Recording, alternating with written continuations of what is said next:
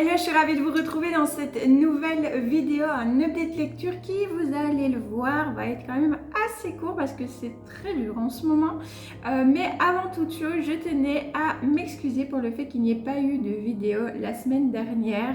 Voilà, malheureusement, je n'ai pas encore l'onglet communauté sur cette chaîne. Je l'ai sur ma chaîne plante, donc c'est génial parce que ça nous permet vraiment de communiquer un petit peu plus aussi avec vous d'une autre manière par des posts pour vous prévenir d'une chose spéciale qui arrive ou du fait qu'il n'y aura pas de vidéo. Là, c'est pas le cas, je ne l'ai pas encore. Donc voilà, je communique dans cette vidéo aussi pour vous dire tout simplement que j'ai eu plusieurs semaines assez chargées qui font que je n'ai pas vraiment su filmer correctement des vidéos et vous filmer une vidéo comme ça à la dernière minute juste pour vous dire de vous mettre une vidéo. Je trouve ça un peu ridicule. Ce n'est pas, enfin, ça n'aurait eu aucune utilité, ça n'aurait été aucunement intéressant pour vous. Donc voilà, je me suis dit, ben tant pis, cette fois-ci il n'y aura pas de vidéo. Donc voilà la raison pour laquelle il n'y a pas eu de vidéo mercredi dernier, mais là c'est bon, les choses ont pu se mettre doucement en place. Donc j'espère pouvoir reprendre aussi mes lectures, puisque pour cet update je suis toujours sur ma lecture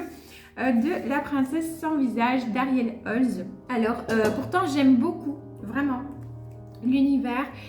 C'est un univers de fées avec des royaumes qui sont nul autre que des cours de saison. Donc la cour de l'automne c'est Evergrey, vous avez Sempervirens qui est le printemps, Calde qui est l'hiver et Radiance qui est l'été. Donc voilà, vous avez ces 4 royaumes là. Tous sont régis par une reine. Les rois ne sont plus de ce monde, sauf le royaume d'Evergrey, donc le royaume de l'automne, qui lui n'a plus personne sur le trône depuis bien trop longtemps. C'est pour cela que les 3 autres reines ont décidé de mettre en place une compétition pour voilà, définir qui au fait va pouvoir s'installer sur le trône et régner sur cette cour de l'automne. Donc on va suivre plusieurs jeunes filles qui vont être prétendantes, dont Ivy. Ivy qui, elle, vient justement d'Evergrey, et on va découvrir petit à petit que n'est pas si illégitime que ça à ce trône, voilà. Donc elle ne s'y présente pas forcément d'elle-même. Il y a un personnage très perturbant qui va un petit peu venir la chercher quelque part, voilà, et l'accompagner dans un périple jusqu'au royaume de Radiance où aura lieu cette compétition. Donc chacune des prétendantes va loger au palais de Radiance. Ce sont les 3 autres reines qui ont décidé des épreuves. Il va y avoir des épreuves apparemment au niveau de la cuisine, au niveau de la magie, et là ça tracasse beaucoup Ivy qui ne connaît absolument rien à la magie, en tout cas jusqu'à présent. Elle est beaucoup dans le flou. Est-ce qu'elle va se faire des alliés ou non? C'est à découvrir aussi dans ce roman. Ce que je peux vous dire, c'est qu'il y a des fameuses pestes que l'on va pas mal détester. Il y a d'autres personnages, en tout cas jusque là où je suis arrivée, donc un petit peu moins de la moitié du roman, qui sont très perturbants.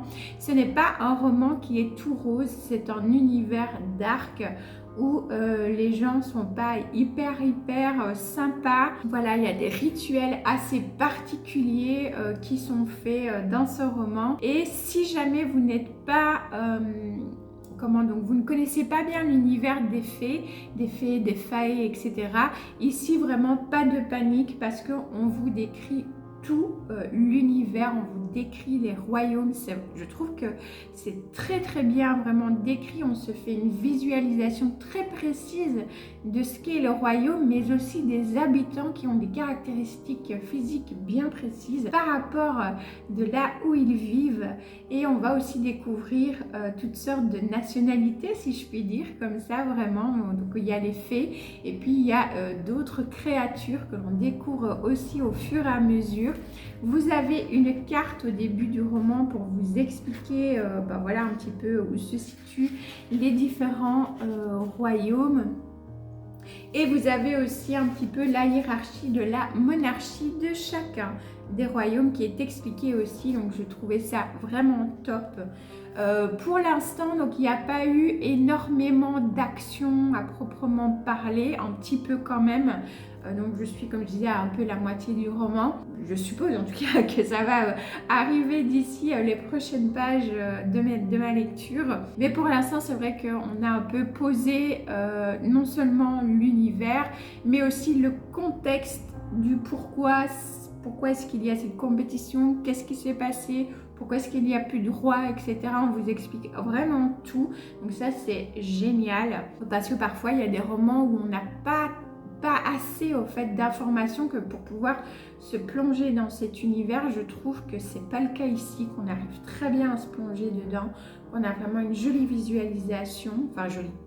On est dans un univers dark, hein, donc voilà, c'est pas toujours joyeux ce qu'on lit, ça c'est clair, mais voilà, on est vraiment bien plongé dans cet univers qui est très très bien expliqué. Donc j'ai hâte de continuer et de savoir qu'est-ce qui va se passer, de voir Ivy évoluer aussi, cette jeune femme qui porte ce masque, cette malédiction, elle est maudite, hein, clairement, dès qu'elle enlève ce masque, je vous l'ai déjà dit hein, dans de précédentes vidéos, elle est ce qu'on appelle une belle à mourir, c'est-à-dire que quiconque voit son visage est pris de folie meurtrière et ou suicidaire.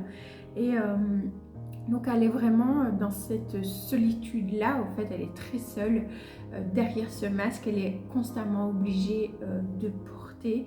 Elle a un passé qui est compliqué aussi.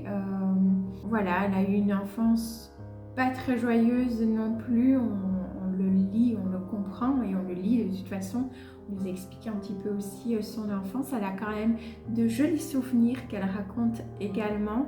Et j'ai vraiment hâte de découvrir plus Ivy, de savoir comment est-ce qu'elle va évoluer dans ce roman, dans cette compétition. Est-ce qu'elle va se faire des alliés ou pas?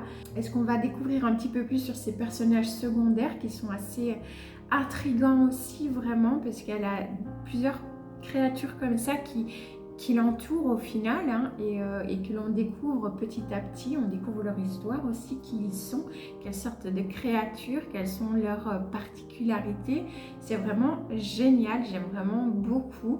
Donc j'ai très très hâte de continuer, mais voilà, comme je vous disais, les dernières semaines ont été très compliquées. Je n'avais absolument pas le temps de lire de la journée et le soir j'étais tellement claquée, tellement fatiguée que ça aurait été impossible pour moi de lire. J'ai vraiment besoin d'être dans de bonnes conditions pour lire et quand ça se passe, j'ai pas le choix que d'attendre d'être dans de meilleures conditions pour reprendre mes lectures. Mais maintenant que les choses se sont un petit peu mises en place, ça devrait le faire, ça devrait aller. Je devrais retrouver un petit peu du temps pour me replonger parce que clairement c'est un roman qui est très court. Je l'aurais eu fini assez vite hein. C'est vraiment parce que je n'ai absolument pas pu m'y replonger. Voilà. Une autre petite chose qu'il y a aussi dans ce roman que je voulais vous dire, c'est que vous avez un bestiaire des royaumes à la fin. Ça c'est génial aussi.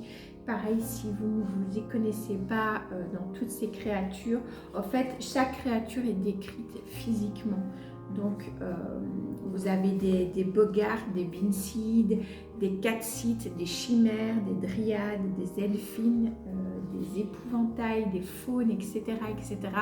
Et bien à la fin, vous avez le bestiaire qui vous donne toutes les caractéristiques physiques de ces créatures fantastiques. Donc ça, c'est vraiment, je trouve, génial de la part de l'autrice de l'avoir mis également, parce que quand on n'est pas habitué à ces univers-là, ça peut être quand même difficile de s'imaginer un petit peu comment est-ce qu'ils sont. Donc voilà, j'ai vraiment très très hâte de m'y replonger. Donc voilà, bah écoutez, j'en ai terminé pour ce petit update lecture qui j'espère vous aura quand même plu. N'hésitez pas à me dire quelles sont vos lectures du moment, si vous trouvez aussi le temps de lire ou si vous êtes plutôt comme moi dans une passe où ça vous est très compliqué de pouvoir avancer dans vos lectures. N'hésitez pas de papoter de tout ça avec moi en commentaire, et comme d'habitude, si vous êtes un petit peu trop timide pour discuter, n'hésitez pas à mettre des emojis, ça me fera super plaisir plaisir aussi. D'ailleurs, écoutez, puisqu'on est